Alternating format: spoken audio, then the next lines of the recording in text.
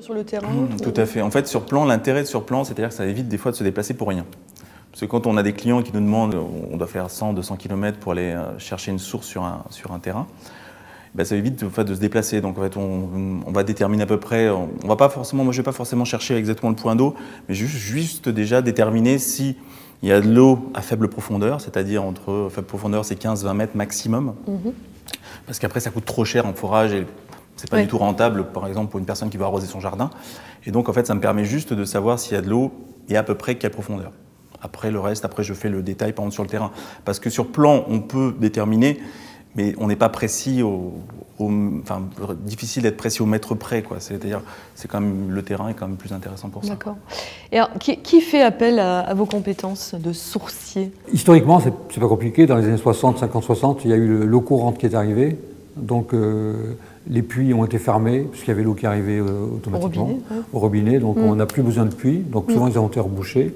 Et maintenant que l'eau est devenue très chère, les gens cherchent des moyens d'économiser sur ce coût. Et donc, en se disant que si on pouvait trouver de l'eau sur le terrain, ça serait pas mal. Voilà.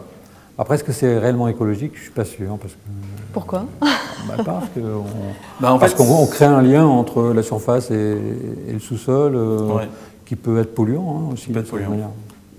Est-ce que vous voulez dire que la nappe phréatique peut être polluée ou... Bah oui, dès qu'on capte la nappe phréatique, on la pollue d'une certaine manière. Ah oui, on peut polluer la nappe. Par contre, ce n'est pas des nappes phréatiques qui sont utilisées pour la consommation d'eau courante. Nous, on va sur des veines d'eau. Oui. C'est les veines d'eau ou des nappes à très faible profondeur. Voilà, parce que les veines qui sont utilisées pour la consommation d'eau, c'est des nappes phréatiques, je veux dire, qui sont à 80-100 mètres de profondeur. Oui, donc là, c'est très profond, en fait. On a des choses à 10 mètres de profondeur maxi.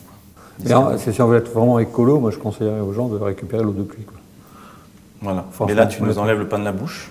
Ouais, c'est embêtant. C'est pas très intelligent. Et puis bon, l'eau de pluie est peut-être contaminée par les irradiations, les pollutions, les veines d'eau moins Oui, mais ça va pour un jardin qui de toute façon est contaminé tout le temps, autant lui filer de l'eau. Oui, si c'est pour arroser le jardin, oui, c'est pour boire. Ça non, pour boire, non, ça rien. Mais pour boire, l'eau du puits, c'est pareil.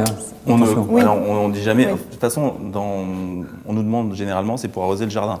C'est jamais pour boire, consommer l'eau. C'est chasse d'eau, machine à laver. D'accord, les eaux grises en fait. Tout à fait.